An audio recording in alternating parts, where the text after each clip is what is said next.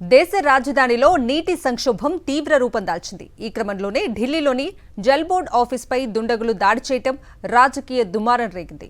ఇది బీజేపీ పనేనని ఆప్ ఆరోపించింది.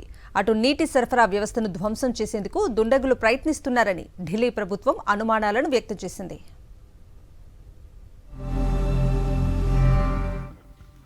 దేశ రాజధాని ఢిల్లీలో నీటి సమస్య ఉద్రిక్తతలకు దారితీసింది.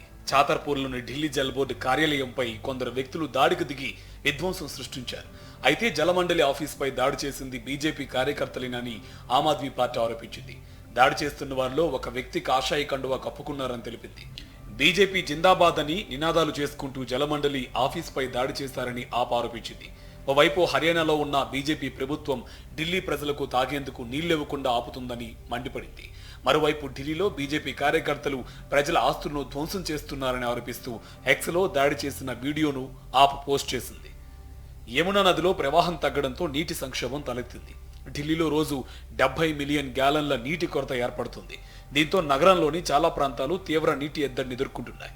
అటు నీటి సరఫరా వ్యవస్థను దుండగులు ధ్వంసం చేసేందుకు ప్రయత్నిస్తున్నారని రాష్ట్ర ప్రభుత్వం అనుమానాలు వ్యక్తం చేసింది. ఈ నేపథ్యంలో ఢిల్లీ జల మంత్రిత్వ శాఖ కీలక చర్యలు చేపట్టింది. నగరానికి వచ్చే ప్రధాన పైప్ లైన్లకు పహారా కాయాలని కోరుతూ పోలీస్ కమిషనర్కు లేఖ రాసింది. నీటి పంపిణీ వ్యవస్థను రక్షించుకోవాలని ఆ లేఖలో ఢిల్లీ మంత్రి అతిషి పేర్కొన్నారు. నగరానికి నీటిని పంపిణీ చేసే ప్రధాన పైప్ లైన్లలో అనేక చోట్ల బోల్టును తొలగించడంతో లీకేజీలు ఏర్పడుతున్నాయని గుర్తించామని మంత్రి అతిషి తెలిపారు. దీని వెనుక విధ్వంసం కుట్ర ఉందనే అనుమానం వ్యక్తం చేశారు. ఈ క్రమంలో నగరానికి వచ్చే నీటి పైపులను ట్యాంపరింగ్ చేయకుండా రక్షించేందుకు 15 రోజుల పాటు గస్తీ నిర్వహించాలని పోలీస్ కమిషనర్కు విజ్ఞప్తి చేశారు. లేదంటే నీటి సంక్షోభం మరింత తీవ్రతరమవుతుందని ఆందోళన వ్యక్తం చేశారు. అలాగే నగరానికి నీటిని సరఫరా చేసే ప్రధాన పైప్ లైన్ల వద్ద ఢిల్లీ జల్ బోర్డు ఇప్పటికే గస్తీ బృందాలను ఏర్పాటు చేసింది.